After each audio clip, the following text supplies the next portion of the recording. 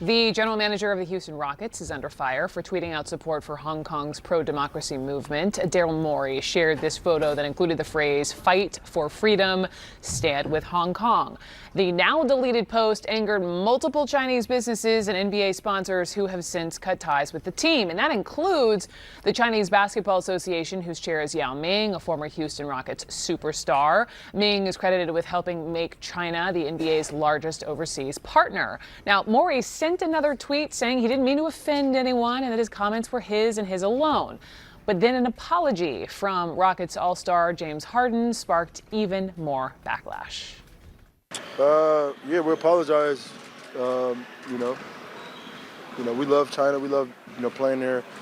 I know for both of us individually, we go there, once or twice a year. They show us the most important love. So, we appreciate them as a fan base, and we love everything, they're about, and we appreciate their support that they give us individually and as an organization. So, we love you.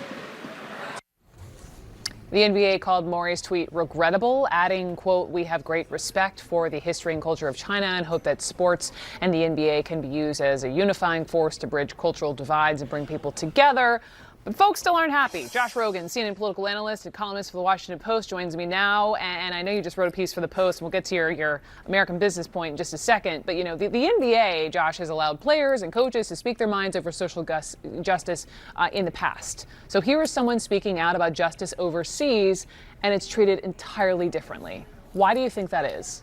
Well, it's all about the money, okay? The NBA faces a huge market in China, everything from exhibitions to partnerships to jersey sales. And what the Chinese government did here is they cut off the Rockets' money stream hours after the tweet came out. The bank, the company that does their apparel, the Chinese Basketball Association, all ran away from the Rockets within hours. That's a government, in China's system, that's a government-sponsored effort, okay? And so what they've done here is they've basically threatened all these NBA teams that if you don't kowtow, if you don't apologize profusely, you won't be able to do business in China. And this is a pattern that the Chinese government has been using against American companies, but also international companies, Mercedes, Marriott, you name it, all over the world. So now you say it's on the U.S. government to help U.S. companies resist becoming complicit in Beijing's repression. How so?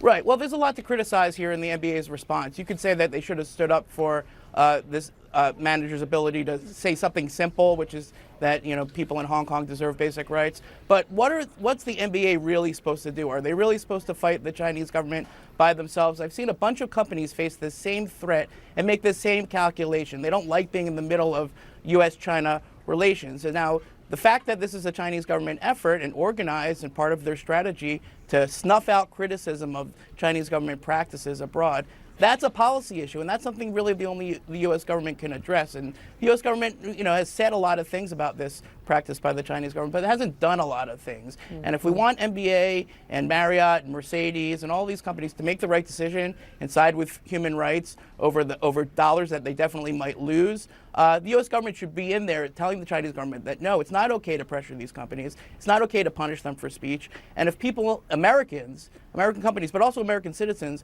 want to speak out in defense of human rights, that's our system. We're allowed to do that. That's what free speech is all about. Yeah. Josh Rogin, thank you. Anytime.